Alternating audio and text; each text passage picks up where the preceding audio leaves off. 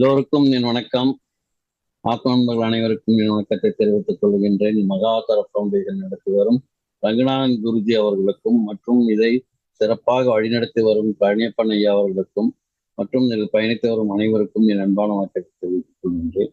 இந்த ஞானத்தையும் போதித்த பிதாமகா பத்திரிகளுக்கும் சொர்ணமாலா பத்திரிகளுக்கும் மகா சர்பா பத்திரிகளுக்கும் சதானந்த யோகி அவர்களுக்கும் காசிரெட்டி நாயனருக்கும் பிரபஞ்ச சக்தி விசசக்தி பஞ்சபூதங்களுக்கும் பூர்ணாத்மா சர்வாத்மா அம்சாத்மாக்களுக்கும் ஆசிரியன் மசிரியன் மத்ஸ்யாத்மாக்களுக்கும் என் பெற்றோருக்கும் ஆஞ்சநேய மகராஜுக்கும் என் பூர்ண வணக்கத்தையும் தெரிவித்துக் கொள்ள வேண்டியும் தெரிவித்துக் கொள்கிறேன்.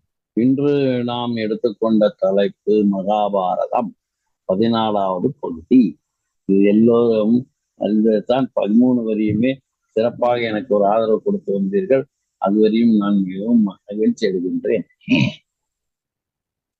ஒரு முறை காஞ்சி பெருமாள் சொன்னாராம், அங்க ஒருத்தர் வந்தாரு, பெரியவா நான் காலட்சேபம் பண்றேன், எனக்கு ஜனங்க வரமாட்டேங்கிறாங்க, நிறைய பேர் சேர மாட்டேங்கிறாங்க, என்ன பண்ணலாம் அப்படின்னா, ஒன்றும் கவலைப்படாதரா, பக்கத்துல இந்த பெருமாள் கோயில் நடந்துட்டு இருக்கு, அங்க போய் நீ காலட்சேபம் பண்ணு அப்படிங்கிறாங்க.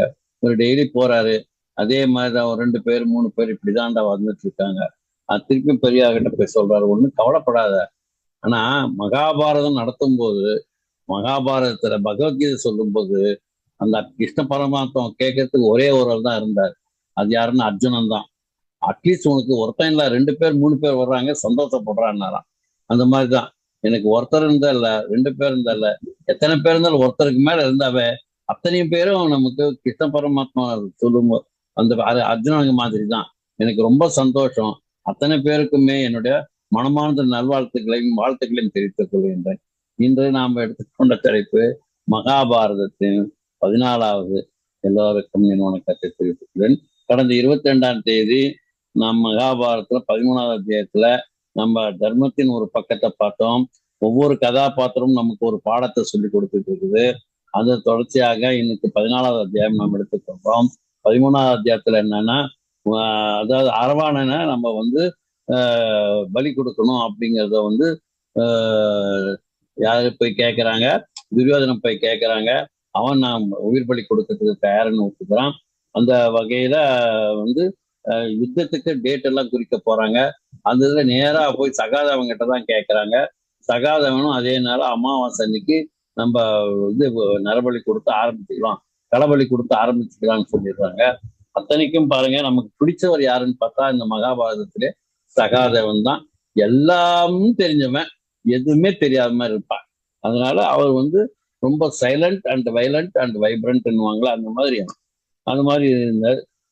அதாவது என்னன்னா, துரியோதனன் களபலி கொடுத்துட்டான்னா அவன் தான் ஜெயிப்பான். எதிர்த்தாப்புல கிருஷ்ணன் எல்லாம் யார் வந்தாலும் ஒன்றும் பண்ண முடியாது. அந்த அளவுக்கு அரவான் ரொம்ப சக்தி வாய்ந்தவன். அரவான் யாருன்னுட்டு நம்ம போன டைம்ல பார்த்தோம். அரவான் யாருன்னா உலுப்பிக்கும் அர்ஜுனனுக்கும். உலுப்பிங்கிற இந்த நாகலோகத்துல இருக்கிறவங்க. அந்த நாகலோகத்துல இருக்கிற அந்த பெண்ணுக்கும் இவர் அர்ஜுனனுக்கும் பிறந்தவன் தான் உலுப்பி. அந்த அரவான், அந்த அரவான் அவ்வளவு சக்தி வாய்ந்தவன். பெரியப்பா என்ன நீங்க கேட்கவே இல்லை, இருந்தாலும் நான் எனக்கு ஒரே ஒரு வாய்ப்பு கொடுங்க, நான் டோட்டல் கௌரவர்களை நானே ஒருத்தனே அழிச்சிடுறேன், யாருமே யுத்தமே தேவையில்லை அப்படின்னு சொல்றாங்க. ஆனா அதெல்லாம் தேவையில்லடா அப்படின்னு சொல்லிடுறாங்க. யுத்தமே வேணாம் அப்படிங்கிற இதுக்கு இவர் சொல்றாரு, யாரு நம்ம தர்மராஜா. இந்த இதுல நம்ம அந்த மாதிரி அதர்மத்துக்கும் போகக்கூடாது அப்படின்னு சொல்லி நம்ம சொல்றாரு. சரி வாருங்க, மகாபாரதத்தின் 14வது எபிசோட்குள்ள போறோம். இதுல என்னன்னா, அரவானுடைய வேண்டுதல், குருச்சேத்திர களபலி, அடுத்தது கிருஷ்ணனும் அமாவாசையும், அடுத்தது தூது போறதும் சகாதேவன் கேள்வியும், 16,000 வடிவம், கடைசியில 5 பேரும், அப்புறம் பீமனின் வெந்நீர், அப்புறம் தவளையின் பக்தி, சௌந்திக மலரும், அனுமான் பீமன் சந்திப்பு, இத்தனையும் இந்த எபிசோட்ல நம்ம பார்க்க போறோம். ரொம்ப இன்ட்ரெஸ்டிங்கா இருக்கும். ஒவ்வொன்றுமே நமக்கு என்ன சொல்றதுன்னா, மகாபாரதங்கிறது ஒரு இப்பெல்லாம் எடுக்கிற சினிமாவை விட அதெல்லாம் ரொம்ப நல்லா இருக்கு. இந்த சினிமான்னு சொல்ல முடியாது. இது அவ்வளவு வாழ்க்கையில தத்துவங்கள் எல்லாமே நல்லா இது பார்க்கலாம். சரி, இப்போ என்னன்னா அந்த அரவான் வந்து பாம்பு, இந்த கௌரவ சேனை பூரா 1 மணி நேரத்துல அழிச்சு போடுறேன்னு சொல்றான். அப்படின்னு சொன்னவன் அரவான். அடே அப்பா, பீஷ்மர் சொல்றாரு, அரவானை பலி கொடுத்துட்டீங்கன்னா நமக்கு நிம்மதி. ஏன்னா ஒரு கண நேரத்துல 1 மணி நேரத்துல கௌரவ சேனையை அழிச்சுடுறாங்கிறான். அவன் சொன்னவன் அரவான், அவனை பலி கொடுக்கணும். சரி, இந்த நாள் நட்சத்திரம் சகாதவன் கிட்ட போய் கேளு. சகாதவன் வந்தான்னா மிகச்சரியான அமாவாசை அன்னைக்கு பலி கொடுன்னுட்டு சொல்றான். ஏன்னா களபலி கொடுத்து தான் இந்த வந்து யுத்தத்தை ஆரம்பிக்கணும். சரி, அவங்ககிட்ட போறாங்க. அவன் வந்து துரியோதனை என்னன்னா கேட்டான், களபலி கொடுப்பதற்கு மிகச்சிறந்த ஒரு வீரன் வேணுங்கிறாங்க. அந்த வீரன் நீதான்டா, நீதான் அப்படின்னு சொல்லி இப்படி யாருக்கு அதை அவங்க ஒத்துக்கணும். யாராவது இப்படி கேட்டுட்டாங்கன்னா அதுக்கு அவங்க ஒத்துக்கணுமா. அந்த மாதிரி ஒரு பழக்கம் அந்த காலத்துல இருந்து இருக்குது. வேடிக்கை சண்டை போடல, உயிரை கொடுக்குறேன்னு ஒத்துக்கிட்டான். சரி, துரியோதனன் எல்லா திட்டமும் பண்ணிட்டான். என்னைக்கு மார்கழி மாசம் அட்ட அமாவாசை அன்னைக்கு அரவாணனை காளிக்கு முன்னால பலி கொடுத்துட்டு குருச்சேத்திரன் சண்டையை தொடங்குறது. நாளைக்கு அமாவாசை, இன்னைக்கு சதுர்தசி. கிருஷ்ண பரமாத்மா யோசிக்கிறார். சரி, அமாவாசை அன்னைக்கு அரவாணனே துரியோதனன் களபலி கொடுத்துட்டான்னா அவன் தான் ஜெயிப்பான். அப்போ அவன் ஜெயிச்சுட்டான்னா அப்போ தர்மம் தோத்துடும், அதர்மம் ஜெயிச்சிடும். அப்போ எதிர்த்தாப்புல கிருஷ்ணன் இல்லை, யார் வந்தாலும் ஒன்றும் பண்ண முடியாது. கிருஷ்ணன் வந்து அர்ஜுனனுக்கு தேர்வட்டியா போய் எதிர்த்து நின்று அங்க எல்லாமே பண்ணாலும் கூட, அவர் ஆயுதம் இயந்தலான்னா கூட அவர் பல இதுக்கு ஈக்குவல். ஆனா அவரு வந்தா கூட ஒன்றும் பண்ண முடியாது. அப்படிங்கிற மாதிரி அவனுடைய அவ்வளவு பவர் அரவாணனுக்கு பவர். சரி, சதுர்தசி அன்னைக்கு கிருஷ்ண பரமாத்மா ஒரு ஒரு ட்ரிக் பண்றாரு. அவர் தான் வந்து பெரிய இதாச்சே. அதனால அவர் என்ன செய்யறாருன்னா, முந்தின நாள் 14 அமாவாசைக்கு முந்தின ஒரு நாள் 14ஆம் தேதி சதுர்திசின்னு பேரு. அந்த சதுர்திசி தசை அன்னைக்கு இவர் என்ன பண்றாரு, ஆத்தங்கரை போயிடுறாரு. போயிட்டு அமாவாசை அன்னைக்கு என்னென்ன பண்ணுவாங்களோ அந்த தர்ப்பணத்தெல்லாம் ஆத்தங்கரையில போய் நின்று அவன் ஆரம்பிச்சிடுறாரு. எல்லாரும் தற்பயாமி தற்பயாமின்னு சொல்ல ஆரம்பிச்ச உடனே அவங்க எல்லாரும் பாக்குறாங்க, என்னடா நாளைக்கு தான்டா அமாவாசை, இன்னைக்கு இப்படிதான் கிருஷ்ணன் வந்து இன்னைக்கு தப்பணம் விடுறாரு. அவ என்ன அப்போ என்ன ஒண்ணு கன்ஃபியூஷனா இருக்க. ஒருத்தர் கேட்க போய் கடைசியில அந்த வந்து நேரா இந்த விஷயத்த பகவான் சூரிய பகவான் கிட்ட விஷயமே போயிடுது, காதுல படுது. என்னடா இது இப்படி ஆயிடுச்சு, கிருஷ்ண பரமாத்மாவே அங்க போயிருக்கிறாருன்னா அப்போ என்ன ஆகுது. சரி, சந்திர பகவானும் கேட்கிறாரு. ஆமா, 2 பேரும் போய் கேட்கறாங்க. யாருக்கிட்ட? கிருஷ்ண பரமாத்மா கிட்ட கேட்கறாங்க. பரமாத்மாவே இது நியாயமா, நீங்களே செய்யலாமா என்ன? அப்ப இன்னைக்கு என்ன ஆகுது, இன்னைக்கு சதுர்தசி தானே இல்லையா, அமாவாசை. எப்படி அமாவாசை? அமாவாசைன்னா என்ன? என்னைக்கு சந்திரனும் சூரியனும் நேர்கோட்டில் நிக்கிறாங்களோ அன்னைக்கு அமாவாசை. இது 2 பேரும் நேர்கோட்டில் நிக்கிறீங்க இல்லையா, இன்னைக்குதான் அமாவாசைன்னு தான். ஒன்றும் பண்ண முடியல. ஆமாங்கானும் அமாவாசை அன்னைக்கு நேர்கோட்டில் நிற்கும் 2 பேருமே அப்படின்னு சொன்ன உடனே எல்லாரும் தர்ப்பணம் பண்ண ஆரம்பிச்சிடுறாங்க.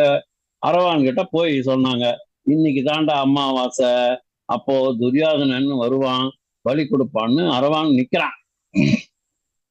ஏன்னா அமாவாசை ஆக்சுவலா நாளைக்கு தான், ஆனா இன்னைக்குன்னு சொல்லி எல்லாரும் தர்ப்பணம் விட ஆரம்பிச்சு கிருஷ்ண பரமாத்மா கிட்ட சொல்லி எல்லாரும் அது பண்ண ஆரம்பிச்சதால அன்னைக்கு 14ஆம் தேதிய அமாவாசைன்னு தீர்மானிச்சு அவன் என்ன செய்யறான், நான் வந்து தயாரா இருக்கேன், துரியோதனன் வருவான், களபலி கொடுத்துருவாங்கன்னு.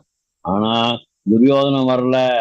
எனவே நீங்க என்ன கூப்பிட்டு போய் காளிக்கு பலி கொடுத்துருங்க, அமாவாசை ஆகிற இன்னைக்கு பலி கொடுத்துடுங்க. எவனா சொல்லுவானா என்ன பலி கொடுங்கன்னு? சொல்ல மறந்துட்டேன். இந்த பலி கொடுக்கறது பேச்சு வந்த உடனே கிருஷ்ணன் என்ன பண்ணாராம், தர்மராஜா இன்னைக்கு என்ன, அதாவது இந்த பேச்சுவார்த்தை வர்றதுக்கு முன்னால கிருஷ்ண பரமாத்மா சொல்றாரு, தர்மராஜா அமாவாசை, ஆமா களபலி கொடுக்கணும், ஆமா அரவாணன் அவங்க புக் பண்ணிட்டாங்க, ஆமா. யார் சொல்றது? ஆமா தர்மராஜா சொல்றாரு. அப்படி என்ன பலி கொடுத்துரு?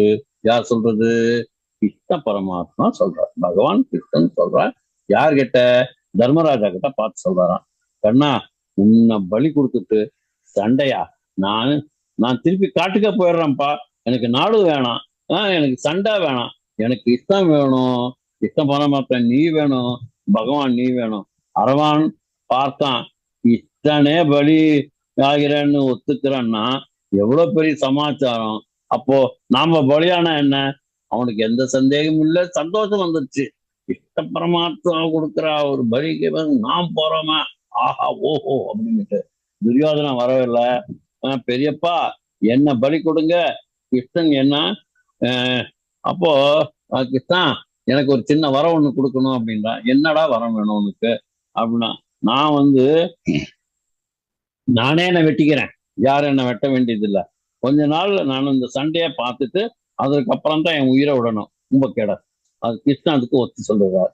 ஓகே டன், டீல் சாங்ஷன் அப்படின்னுறாரு. அப்போ கவலைப்படாத, கொடுக்குறேன். அரவான் தன் உடம்பை தானே வெட்டி போடுறான். காலைக்கு முன்னால இந்த தலை மட்டும் மிச்சம், தலையில மட்டும் மேலே ஒரு பாறையில போய் உட்காந்துருச்சு. சண்டையை பூரா பார்த்துது. 12 நாள் 13ஆம் நாள் அப்புறம் அரவான் இறந்து போயிடுறான். அதனால்தான் நம்ம கோயில்ல அரவானுக்கு முழு உருவம் இருக்கா, தலை மட்டும்தான் இருக்கா? தலை மட்டும்தான் இருக்கும், தலை மட்டும்தான் இருக்கு. இதுதான் வில்லி பாரதத்துல உள்ள கதை. வியாச பாரதத்துல அரவான் கதையே கிடையாது. ஆனா நம்ம காமன் பண்டிகையில இந்த கதைய வளர்த்துட்டாங்க. பின்னால அரவான் இறந்ததுக்கு அதுக்கு எல்லோரும் தாலி இது பண்ணது அப்படி பண்ணது, இந்த கதையை பின்னால வளர்த்துட்டாங்க. அதுக்கு அடையாளமா அரவான் தலையை மட்டும்தான், பாக்கி நீக்கும் தன்னை மறந்து நல்ல காரியத்துக்காக தன்னை தியாகம் செஞ்ச அரவானை எல்லாரும் பாட்டு கூப்பிட்டு ரொம்ப பாராட்டுவாங்க. யார் கேட்கிறாங்க, துரியோதனன் கேட்டது சகாதம் நாள் வச்சு கொடுத்தோம். சரி, இப்ப இவங்க போற வழி அந்த நம்ம பார்த்துக்கிட்டே வர்றோம். அதுக்குள்ளார ஒன்ன மட்டும் நம்ம மறந்துடாம சொல்லணும். என்னன்னா, இந்த சண்டை எல்லாம் வர்றதுக்கு முன்னாடியே இந்த வனவாசம் முடிஞ்சு போச்சு. சகாதேவனுக்காக சொல்ல வந்தவன் அவன் அது எனக்கு ரொம்ப பிடிச்ச பாத்திரம்னா சகாதேவன். நம்ம முதல்ல சொன்னேன் இல்லைங்களா, அந்த மாதிரி சகாதேவன். சண்டை வரப்போகுது, வனவாசம் முடிஞ்சு போச்சு, எல்லோரும் உட்கார்ந்து யோசிக்கிறாங்க. தர்மராஜா பீமன், அர்ஜுனன், நகுலன், சகாதேவன், பாஞ்சாலி, விராடன் பிள்ளை எல்லாரும் உட்கார்ந்து இருக்கிறாங்க. பகவான் கிருஷ்ணன் நிக்கிறான். தர்மராஜா, சண்டையை ஆரம்பிச்சிருவோமா? அப்போ தர்மராஜா சொல்ற, இல்ல வேண்டாம். அப்போ என்ன செய்யலாங்கிற, நீ தூது போ. யாரை பார்த்து சொல்றது? கிருஷ்ணனை பார்த்து தர்மராஜா சொல்றாரு, தூது போய் துரியோதனன் கிட்ட பாதி ராஜ்யத்தை கேளு. யார் சொல்றது? தர்மராஜா சொல்ற, கிருஷ்ணா நீ போய் துரியோதனன் கிட்ட பாதி ராஜ்யத்தை கேளு அப்படின்னு. சரி, கொடுக்கலன்னா 5 ஊரை கேளு, கொடுக்கலன்னா 5 வீட்டை கேளு, அதுவும் கொடுக்கலன்னா போரை கேள், தூது போ. பீமன் எந்திரிச்சான். அண்ணா, என்ன இது அநியாயம் இருக்கு? அவன் படுத்தின பாட்டுக்கு அவனுக்கு என்ன தூது அனுப்புறது? எல்லாம் புறப்பட்டு போய் சண்டை ஆரம்பிச்சிடணும். இந்த பாஞ்சாலி கூந்தல முடியணும்னா வேண்டாமா? துச்சாதனன் இதுக்கு இறக்கணுமா வேணாமா? அண்ணா, அநியாயமா இருக்க. நீ போய் தூது அனுப்புறாங்கிற, அவனுடைய கொடுமையை விட உன்னோட அருள் ரொம்ப மோசமா இருக்குதுண்ணா. இது ஒரு இதா சொல்லுவாங்க. அப்போ அற உயர்ந்தோன்னா தெரியுமா? சூரியனுக்கு துரியோதனன் துரியோதனனுக்கு கொடி பாம்பு, அவனுடைய துரியோதனனுக்கு. அப்புறம் கொடி தர்மராஜாவுக்கு கொடி முரசு கொடி. அற உயர்ந்தோன் கொடுமையிலும்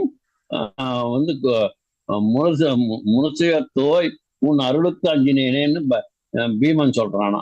அப்படி அவன் பண்ற கொடுமையை விட உன் அருள் ரொம்ப அநியாயமா இருக்க. சண்டை போட்டுத்தான் தீர வேணும். இன்னும் என்ன தயக்கம்? அர்ஜுனன் பாசுபதம் துடிக்குது, பாஞ்சாலியின் சபதம் நிறைவேறணும் ஆச்சா. வந்து காண்டீபம் இருக்குது. அப்புறம் நகுலன் துரியோதனன் இருக்குது. நகுலன் வந்து துரியோதனன் தரமாட்டான், போர் தான். இந்த துரியோதனன் தரமாட்டான், போர் தான் சிறந்தது, எல்லோரும் சொல்லி போட்டாங்க. சகாதேவன் தம்பி சின்ன பையன் இந்த ஓரத்துல உட்கார்ந்து இருக்கான். கிருஷ்ண பரமாத்மா அவங்கிட்ட வர்றார். சகாதேவா, நீ என்ன சொல்ற? அப்படி பார்த்தான். நீ தூது போனா என்ன, போகாட்டி என்ன? அவர் அதுக்கு என்ன சொல்றான் சகாதேவன், நீ தூது போனா என்ன, நீ தூது போகாட்டி என்ன, அந்த துரியோதனை எனக்கு கொடுத்தா என்ன, கொடுக்காட்டி என்ன, இந்த பாஞ்சாலி தலை முடிஞ்சா என்ன, முடியாட்டி என்ன, நீ என்ன நினைச்சிருக்கியோ அதைத்தாண்டா கிருஷ்ணன் நடத்த போற. எதுக்குடா எங்களை கிட்ட கேட்கிற? ஒப்பீனியன் அருமையானது, இடம் வந்து ஆஹ் ஆஹ் அருமையான. அப்படி வந்து கிருஷ்ணர் கிட்ட சொல்றாரு யாரு? சகாதேவன், சின்ன பையன். அப்போ துரியோதனன் இடம் கொடுத்தா தான் என்ன, கொடுக்காட்டித்தான் என்னடா? அவனுக்கு வந்து இந்த பாஞ்சாலி தலை முடிஞ்சா என்ன, தலை முடியாட்டி என்னடா? அப்புறம் வந்து அவன் காண்டீபம் வச்சிருந்தா, காண்டீபம் வச்சிருக்கிறான், அதுவும் இல்லாம பாசுபதம் வச்சிருக்கான், அது வச்சுட்டு இந்த சண்டை போட்டா என்னடா, சண்டை போடலன்னு எனக்கு என்னடா? ஆனா நீ மனசுக்குள்ள என்ன நினைச்சிருக்கியோ அதுதான்டா நடத்த போற. நடுவுல போய் ரெண்டையும் வந்து நீ சின்ன வயசுலயே அன்னைக்கு ஒரு தாய் மாதிரி வந்தா இந்த அரக்கிய பால் கொடுத்து உயிரியே உறிஞ்சிட்ட. அப்புறம் ரெண்டு மருத மரத்துக்கு நடுவுல போய் இரண்டையும் சாட்சி கந்தரவலாகம் ஆக்கிட்ட. பெருமாளே, ஒருவருக்கும் தெரியாது இங்கு உன்னுடைய மாயை, உன்னோட வந்து ஒருத்தனுக்கு தெரியாது, ஆனா எனக்கு தெரியும். உண்மையாக திருவுளம் கருத்து எதுவோ அது எனக்கும் கருத்துன்றான். உன்னோட மனசுக்குள்ளோர நீ என்ன நினைச்சிருக்கியோ அதுதான்டா கிருஷ்ணா, எனக்கும் என் மனசுல அதே தாண்டா இருக்கு.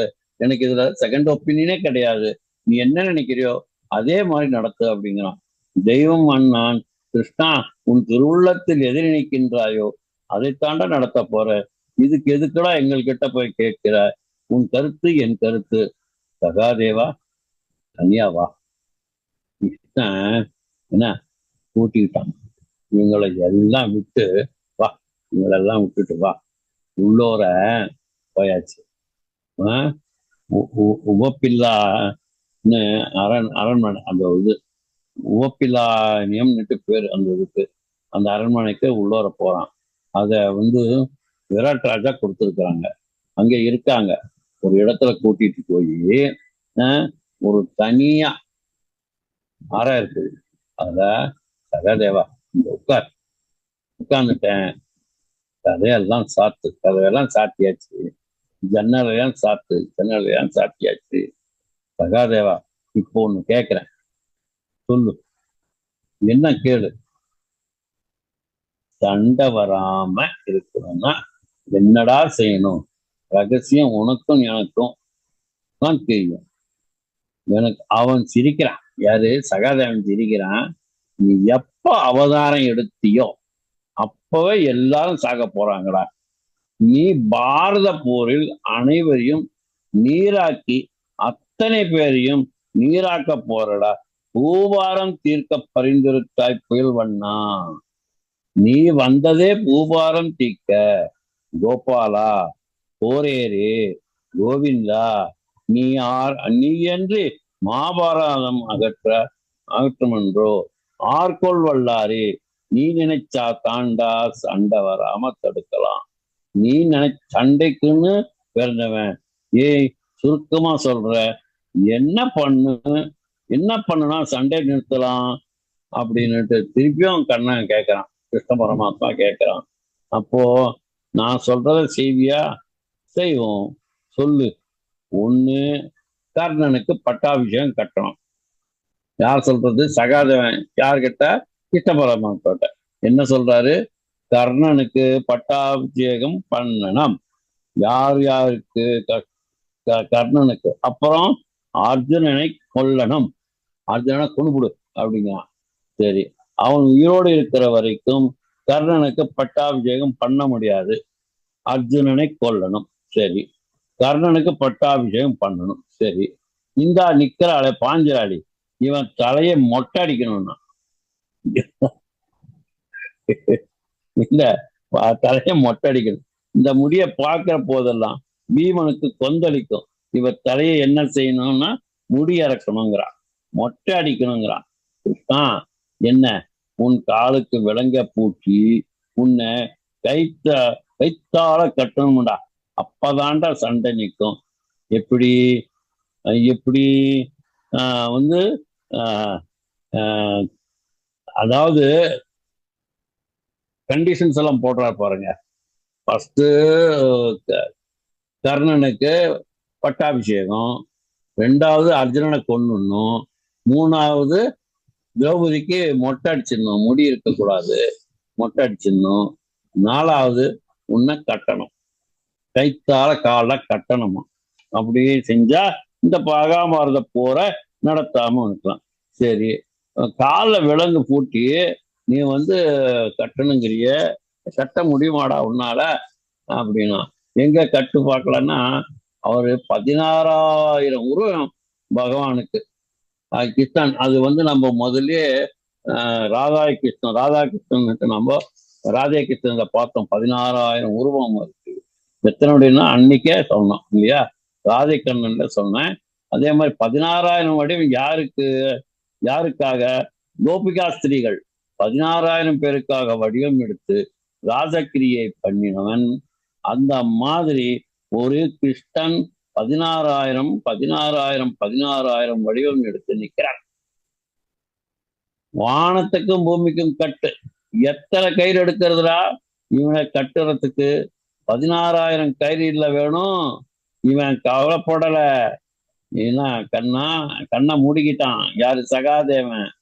கிருஷ்ணா கோவிந்தா, கோபாலா கோவிந்தா, அருமறை முதல்வனே, ஆளிமயமானனே, கருமுகில் வண்ணனே, கமலக்கண்ணனே, திருமுகல் தலைவனே, தேவதேவனே, இருபத முழமறிகள் இறைஞ்சி ஏத்துவோம் பக்தினாலே கட்டி விட்டான் கௌரா வேணும்.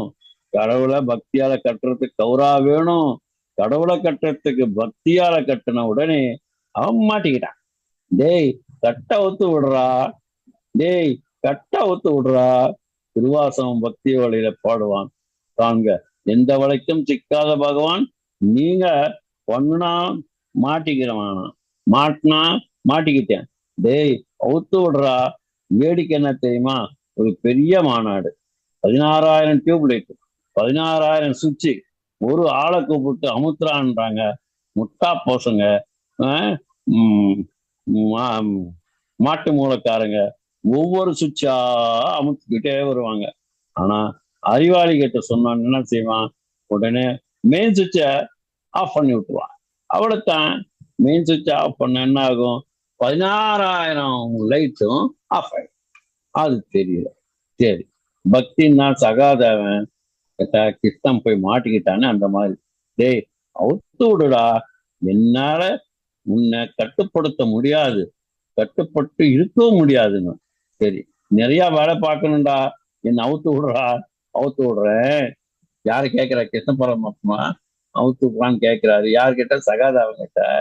சரி, நான் அவுத்து விடுறேன், ஒரு வரம் கொடுக்குறியா? சரி, ஒரு வரம் கொடுத்தா அவன் அவுத்து விடுறான். சரி ஓகேங்கிற. என்ன வரம் கேளுடான்னு. நீ எல்லோரையும் கொல்ல போற. ஆமா, உனக்கு பாண்டவரும் முக்கியம் இல்லை, கௌரவனும் முக்கியம் இல்லை, உனக்கு யாரும் முக்கியம் இல்லை. உனக்கு 7 அக்ரோனி சேனையும் அங்க இருக்கிற 11 அக்ரோனி சேனையும் மொத்தம் 18 அக்ரோனி சேனையும் நீ அழிச்சுட்டு போற கிருஷ்ணன். சரி கோவிந்தா, மாதவா, கோபாலா, எங்க 5 பேரையாவது காப்பாத்துறா. எப்படி இருக்கு இந்த எண்ணு? எங்க 5 பேரையாவது காப்பாத்துறதா நான் கட்ட அவுத்து விடுறேன். காப்பாத்துறேன்னு சொல்லு, இல்லைன்னா அவுத்து விட மாட்டேன் யார் சொல்றது? சகாதேவன் திருப்பி சொல்றேன். காப்பாத்தேன். கடைசியில் 5 பேர் தான் மிச்சமே. இந்த மகாபாரத போர்ல மீதி ஆரங்க இந்த 5 பேர் தான் மிச்சம். அப்போ டேய் சகாதேவா, அவுத்து விட்டுட்டியா? அவுத்து விட்டுட்டேன். அப்பா, டேய் நீ எனக்கு ஒரே ஒரு வரம் சொல்ற. யார் கேட்கறது? கிருஷ்ண பரமாத்மா. யார்கிட்ட கேட்கறது? சகாதேவன் கிட்ட கேட்கறது. கிருஷ்ண பரமாத்மா, கிருஷ்ண பரமாத்மா, கண்ணா என்ன வரம் வேணும்? இந்த கதையை வெளியில போய் யார்கிட்ட சொல்லிவிடாதடா, இது ரகசியம்டா, யாருக்கிட்டையும் சொன்ன சண்டை நடக்காதடா, சொன்னீங்கன்னா சண்டை வராதுடா, அப்புறம் நான் எதுக்கு இந்த அவதாரம் எடுத்தேன்னு புரியாதுடா, இந்த அவதாரம் எடுத்த காரியம் நடக்காதுடா, பூபாரம் தீக்கணும்டா, குறையணும்டா, 40 லட்சம் பேர் குறையணும்டா, பூமாதேவி தாங்க மாட்டா. இப்ப சொல்லுங்க, எங்க போயிட்டான் சகாதேவன்? சரி, இப்ப நான் ஒவ்வொரு கதையா சொல்லிட்டு போறேன். 5 இப்ப இதாச்சா, இந்த 5 பேரும் காட்டுக்குள்ள போறாங்க, பிளஸ் பாஞ்சாலி, மொத்தம் 6 பேர். பாஞ்சாலி ஒரு கெட்டிக்காரத்தனம் பண்ண போறான். என்ன தெரியுமா? காட்டுக்கு போற உடனே உங்களுக்கு சமைச்சு போடணும், அங்க வர்றவங்களுக்கு சமைக்கணும், ஏதாவது ஒரு வழி பண்ணணும். என்ன செய்யறா தெரியுமா? என்னமா செய்யணும்? எல்லோரும் கிட்ட பரமா கேட்கிறாரு, எல்லோரும் சாப்பிடணும், என்னமாவது ஒரு வழி பண்ணணும், ஊருக்குள்ள இருந்தா நான் சமைச்சு கொடுத்துருவேன், இது காடு, என்ன பண்றதுன்னு தெரியல.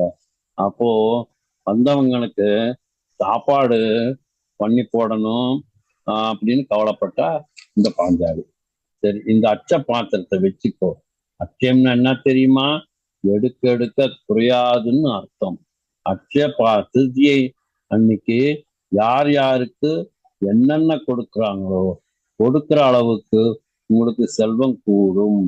அன்னைக்கு போய் தங்கம் வாங்குன்னு யாரும் சொல்லல. தங்க நகை கடைக்காரங்க சொல்லி ஒரு வியாபாரத்தை ஏற்பாடு பண்ணிட்டாங்க. ஆடி மாசங்கிறத மறந்துட்டாங்க. ஆடி மாசத்துல நல்ல காரியம் எதுவும் செய்யக்கூடாதுன்னு சொல்லிட்டு இருந்தாங்க. அன்னைக்குன்னு தான் எல்லாம் முகூர்த்தத்துக்கு புடவை எடுக்கிறது, காது குத்துக்கு இதெல்லாம் துணி எடுக்கிறது, அப்புறம் பூ படைஞ்சிட்டாங்கன்னா அவங்களுக்கு இந்த ஃபங்க்ஷனுக்கு வேணுங்கிறதெல்லாம் எடுக்கிறது, நகை, புடவை, பட்டு புடவை எல்லாம் அன்னைக்குதான் எடுக்கிறாங்க. முகூர்த்தத்துக்கு என்னென்ன செய்யணுமோ அந்த எல்லா வேலையும் செஞ்சாங்க. ஒண்ணு கல்யாணம் இல்லை, அவ்வளவுதான்.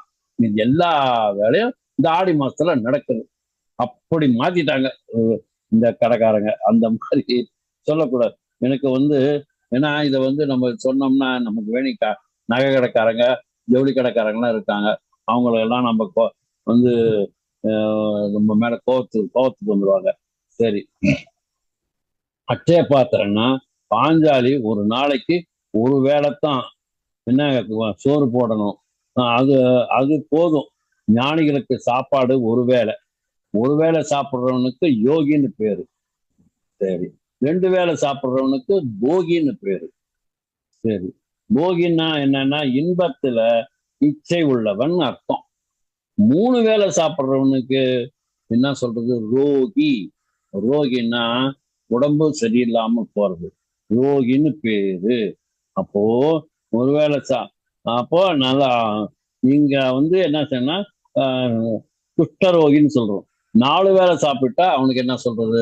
1 2 3 சொல்லிட்டீங்க, 4வது சாப்பிட்றவங்க இருக்காங்களே, என்ன செய்யறதுன்னா அவங்களுக்கு துரோகின்னு சொல்லியா அப்படிங்கிறாரு. சரி, அவனுக்கு துரோகின்னு பேரு. வீட்டுல சாப்பிடுவான், அங்க சாப்பிட்டுட்டு இங்க வெளியே வந்தோடனே ஒரு சின்ன ஸ்நாக்ஸ், ஒரு வடை, நல்லா இருக்க ஒரு சமோசா, அப்புறம் ஒரு காஃபி, அப்புறம் ஃப்ரெண்டு வருவான், அவங்க கூட பேசிக்கிட்டே அங்க ஒரு பிஸ்கட், இப்படியே சாப்பிட்டுட்டே இருப்பாங்க. அந்த மாதிரி இருக்கிறாங்க ஒரு சிலர். அவங்களுக்கு என்ன சொல்றதுன்னா துரோகின்னு சொல்லுங்க அப்படிங்கிறார். சரி, நீங்க இப்போ அந்த போகி இன்பத்துல இச்சை உள்ளவன் இவங்க எல்லாமே நம்ம பார்த்துட்டோம். ஒருவேளை சாப்பாடு தான் சன்னியாசிங்களுக்கு போதும். பாஞ்சாலி காலையில 11 மணிக்கு எல்லோருக்கும் சாப்பாடு போட்டுடு, சரியா? சாப்பிட்டு முடிச்சது உடனே அப்புறம் கடைசியில நீ சாப்பிடு, சரியா? சரி, அத்தோடு சரி. அப்போ சரியா போயிடும். அன்னைக்கு திரும்ப அட்சய பாத்திரம் மறுநாள் காலையில் தான் சாப்பாடு கொடுக்கும். நீ சாப்பிட்ட முடிஞ்ச போச்சா, கதை இந்தா அட்சய பாத்திரம் வச்சுக்கோ அப்படின்னு பாஞ்சாலி சோறு போடுவா. எல்லோரும் பீமன் கொண்டு எல்லாரும் சாப்பிடுவாங்க.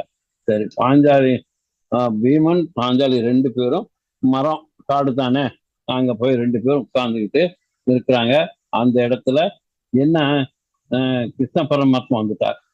வந்த உடனே பாஞ்சாலி சாப்பிட சொன்னான். சாப்பாடு ரெடியா இருக்கு அப்படின்னு. கிருஷ்ணன் சொன்னா, நான் குளிச்சிட்டு சாப்பிடுறேன்னு சொல்ற. அப்படி இந்தா பீமன் சும்மா தானே இருக்கிறான்னு, வெந்நீர் போடணுமா, வெந்நீர் வேணுமா, பன்னீர் வேணுமான்னு கேட்கிறார். யாரு? பீமன் கேட்கிறார். கேட்டான், அவன் சிரிச்சுட்டான். வெந்நீர் கொடு, நிறைய வெந்நீர் வேணும். சரி, அப்ப முரட்டு அண்டாவை தூக்கிட்டு வந்துடுறான். எங்கிருந்து வந்தானோ தெரியல. பீமன் நாமளா இருந்தா சின்ன அண்டாவை தூக்குவோம், அவர் பெரிய அண்டாவை தூக்கிட்டு வந்தார். அவ்வளவு பெரிய அண்டா எங்கிருந்து ஏதோ தெரியல கொண்டாந்துட்டான். 4 மாமரத்தை பிடுங்கி ஒரு குழியை தோண்டி அதுல போட்டு வேக வச்சுட்டான். அது பாட்டுக்கு நெருப்பு தக தக தக தகான்னு எரியுது. அண்டா நிறைய ஒரு ஆறு ஓடுதுன்னா அதுல ஆத்து குறுக்களை கொண்டு அண்டாவை விட்டான். ஆறு காணாம போயிடுச்சு. அவ்வளவு தண்ணி கொண்டு வந்து வச்சுட்டான். யாரு குடிக்கிறதுக்கு? கிருஷ்ண பரமாத்மா குடிக்கிறதுக்கு. சார், சுடு தண்ணிக்கு மாமரம், பெரிய மாமரத்தை 4 மரத்தை வெட்டி அது குடிய தோண்டி அதுக்குள்ள நெருப்பி மூட்டி பெரிய கண்டாவை கொண்டு வந்து ஆத்து தண்ணி எல்லாம், ஆத்துல தண்ணியே போகாத அளவுக்கு அந்த தண்ணியை கொண்டு வந்து அண்டாவில போட்டு இந்த ஆறே காணாம போன அளவுக்கு தண்ணி போடும். இதுல எரிக்கிறாங்க. எரிச்சுக்கிட்டே இருக்கும்போது மரத்தை போட்டு பீமன் இன்னும் சும்மாவே நம்மள இந்தா மூட்டு குச்சின்னுட்டு அவர் என்ன செய்யறாரு,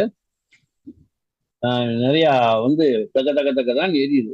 ஏண்டா இன்னுமாடா தண்ணி கொதிக்குது, என்னடா அவ்வளவு நேரத்துல மரத்தை போட்ட, இவ்வளவு இது போட்ட, இன்னுமா எரியுது பாரு அப்படின்னு சொல்லி, என்ன இந்த ஏரியில எரிச்சிட்டு இருக்குன்னா பூமியே எரிஞ்சிடும் போல இருக்க, இவ்வளவு நேரம் எரிகிறது, ஒன்றும் வெப்பம் அதானே, ஒண்ணுமே புரியல, சூடே காணுமே அப்படின்னு சொல்றான். அப்புறம் அந்த தண்ணிய தோத்து விடுறா அப்படிங்கிறாரு. அப்புறம் அந்த அந்த அண்டாவில தோத்து விட்டுனே ஆறே ஓட ஆரம்பிச்ச மாதிரி ஆகுது. அதுல ஒரு தவளை எகிரி குதிச்சுக்குது. அதுல இருக்கிற ஒரு தவளை எகிரி குதிச்சு கிருஷ்ணன் கையில வந்து உட்கார்ந்துக்குது. தவளை எங்க இருந்ததுன்னா, எங்க இருந்தது கண்ணா, நான் ஒரு வந்து என்ன ஆத்துல இருந்தேன். திடீர்னு அந்த ஆறு எதுக்குள்ளயோ ஓடிடுச்சு. லேசா சுட ஆரம்பிச்சு. தண்ணீர் வந்து தான் நான் வந்து பார்க்கிறேன். நல்லா இருக்குது, நல்லா இருக்குன்னு நினைச்சா சூடு கூடிக்கிட்டே இருந்துச்சு. ஆஹா, ஆபத்துடான்னு தெரிஞ்சது. உடனே நான் என்ன பண்ணேன், கிருஷ்ணார்ப்பணம் கிருஷ்ணார்ப்பணம் கிருஷ்ணார்ப்பணம்னு சொல்லிக்கிட்டே இருந்தேன். அப்போ உன்னை கும்பிட்டேன். கடவுளே, நீயே இவ்வளவு தூரம் என்ன சொன்னதுக்கு இல்ல, நீயே வந்து காட்சி கொடுக்குறையே அப்படின்னு சொல்லி அந்த தவளை வந்து ரொம்ப சந்தோஷப்பட்டுச்சான். பீமன் தலைய குனிஞ்சுக்கிட்டான். அந்த காட்சியை பார்த்த உடனே பீமன் தலையை குனிஞ்சுக்கிட்டான். புரியுதா? கிருஷ்ணன் வந்து அவர் செய்யற பக்தி தான். அதாவது அண்டாவை கொண்டு வந்து வச்சது, மாமரத்தை எரிச்சது, ஆத்துல போற தண்ணி எல்லாம் வச்சு அவருக்கு சுடு தண்ணி வச்சு கொடுத்தா இவருக்கு பக்தி கிருஷ்ண மேல ஜாஸ்தின்னு நினைச்சுக்கிட்டே இருந்த போது இந்த தவளையை கிருஷ்ணார்ப்பணம் சொல்லி எகிரி குதிச்சு சொன்னோன்னே, ஐயோ நம்ம பக்தி எதுக்கும் பிரயோஜனம் இல்லடா, இந்த வந்து தவக்கலை கிருஷ்ணார்ப்பணம் சொல்லி எல்லாத்தையும் இது பண்ணிச்சே அப்படின்னு சொல்லி அவன் தலையை குனிஞ்சுக்கிறான். அந்த அளவுக்கு பக்தினா அப்படி இருக்கணும்டா பக்தி அப்படின்னு சொல்லி கொடுக்குற பீமன். இந்த வெப்பமும் தவளையும் சுடலை என்றால் கிருஷ்ணன் நினைச்சா நம்முடைய வெப்பங்கள், துன்பங்கள், நம்மை சுடுகிற எல்லாமே வந்து நம்மள ஒண்ணும் பண்ணாது. அதனால கிருஷ்ணன் நினையுங்கள். கண்ணா, கோவிந்தா, உடனே அருள் பண்ணக்கூடிய தெய்வம் கிருஷ்ணன். ராமர் கூட கொஞ்சம் லேட்டு, கொஞ்சம் அட்ஜஸ்ட் பண்ணிட்டு தான் வருவாரு. ஆனா அவரு ரொம்ப பெரிய மனுஷன். கிருஷ்ணன் அப்படி இல்லை. நம்ம வீட்டுக்குள்ள டேய் ஐயான்னு கூப்பிட்டா அவரு வந்து கூப்பிட்டானா கூட வந்துருவார். நந்தன். நந்தன் யாரு? அவங்க அப்பா. அது அந்த பகவான் ராமகிருஷ்ணர் அழகா சொல்லுவார். எல்லோரும் ஐயா ஐயான்னு கூப்பிடுற கிருஷ்ணனை நந்தகோபன் அவங்க அப்பா பையா பையான்னு தான் கூப்பிடுவாராம். கிருஷ்ணன் அதுக்கும் வளைஞ்சி கொடுத்துத்தான் வலது கையும் இடது கையும் தெரியாத இடையர் குடும்பத்திலேயே இவன் போய் உட்கார்ந்துக்கிட்டான். அவங்க கொடுக்கிற பாலை இவன் வாங்கி சாப்பிடுறான். அந்த எளிமையை வந்து காட்டில் முதல் நிகழ்ச்சி. ஒரு இந்த நிகழ்ச்சி வச்சிருக்கேன். இன்னொரு 15 நிகழ்ச்சி இருக்குது இதுல. இப்போ நம்ம சொன்னது ஒரு நிகழ்ச்சி தான் சொல்லியிருக்கோம், ஒரு கதை தான் சொல்லியிருக்கோம். இன்னும் நிறைய இருக்கு. அதுக்கப்புறம் இந்த இறைவனுடைய கிருப்பை இருந்தா இது வந்து நம்ம தொடர்ச்சியா சொல்லிட்டே வரலாம். இன்னும் நான் ரொம்ப இன்ட்ரெஸ்டிங்கான இன்னும் 14 கதைங்க இருக்கு. இந்த நிகழ்ச்சியை வந்து நம்ம இன்னும் விவரமா போவோம். இதுவரையும் எனக்கு வாய்ப்பு கொடுத்த வந்து மகாவதார் ஃபவுண்டேஷன் அவர்களுக்கும் நம்ம ஐயா பழனியப்பன் ஐயா அவர்களுக்கும் இதில் பயணித்து வரும் ஆத்ம நண்பர்கள் அனைவருக்கும் என் வணக்கத்தை தெரிவித்துக் கொள்கின்றேன், நன்றியை பகிர்ந்து கொள்கின்றேன். இது வந்து எல்லோரும் வந்து பயனடையணும். இதுல வந்து எல்லாருக்கும் ஈச் ஒன் கேட்ச் ஒன் நம்ம போன இது சொன்னோம். அது நிறைய பேர் வெளியே கேட்க முடியாத சமாச்சாரம்லாம் நமக்கு இங்க தெரியும். அது ஒவ்வொன்றுமே நமக்கு வந்து இன்ட்ரெஸ்டிங்கா இருக்கும். ஒவ்வொன்றுமே ஒவ்வொரு கதாபாத்திரம் சொல்லும் போது ஒரு அர்த்தத்தை சொல்லுவாங்க. அதுல இருந்து நம்ம ஒரு பாயிண்ட்டை நம்ம தெரிஞ்சுக்கலாம். நம்ம அதுவும் இல்லாம நம்ம ஃபவுண்டேஷன் மூலியமாக நிறைய பேர் வரணும். 10 பேர் 20 பேர் 40 பேர் 50 பேர்னுட்டு போகும்போது அத்தனை புண்ணியமும் நமக்கு கிடைக்கும். இது வந்து பகவத்கீதை எழுதுனது பகவான், மகாபாரதம் எழுதுனதை வந்து வியாசர், நம்ம கணேசா விநாயகர் எழுதுனது, வியாச பகவான் சொல்லி சொல்லி விநாயகர் எழுதுனது, அத்தனையும் மனுஷன் எழுதுனது சொல்லல. ஆனா இதுல சொல்லக்கூடிய விஷயங்கள் எல்லாமே நம்ம மனுஷ சமுதாயத்துக்கு தேவையானது. ஆகையால ஒரு முறை கேட்டிருந்தாலும் தப்பு இல்லை, 1000 முறையும் கேட்டிருந்தாலும் தப்பு இல்லை. நம்ம கேட்க கேட்க நமக்கு வந்து நல்ல புண்ணியம் கிடைக்கும், நமக்கு குட் வைப்ரேஷன் கிடைக்கும். ஆகையால இதன் மூலியமா நாம் தெரிவித்துக்கலாம் என்றால் இது வந்து நிறைய பேர் ஷேர் செய்யுங்க, சப்ஸ்கிரைப் பண்ணுங்க. இதை வந்து நீங்க ஸ்டேட்டஸ்ல போட்டு விட்டீங்கன்னா போதும். ஸ்டேட்டஸ்ல அவங்க எப்படிதான் டச் பண்ணும்போது நிறைய பேரை வந்து அவங்களுக்கு வந்து லைக்ஸ் கிடைக்கும். அதுவும் இல்லாம லைக்ஸ் வியூஸ் கிடைக்கும். வியூஸ் கிடைக்கும் போது இதான் படிச்சா பார்க்கலாம், அவங்களுக்கு என்ன தோணுதோ அந்த நேரத்துல அதுக்கு தேவையான பாயிண்ட்டுகள் இதுல கிடைக்கும். அதுதான் ரொம்ப முக்கியம். ஆகையால எனக்கு வாய்ப்பு கொடுத்த உங்கள் அனைவருக்கும் என் கரம் கூப்பி சிரம் தாழ்ச்சி வணக்கத்தை தெரிவித்துக் கொள்கின்றேன். நன்றி, வணக்கம்.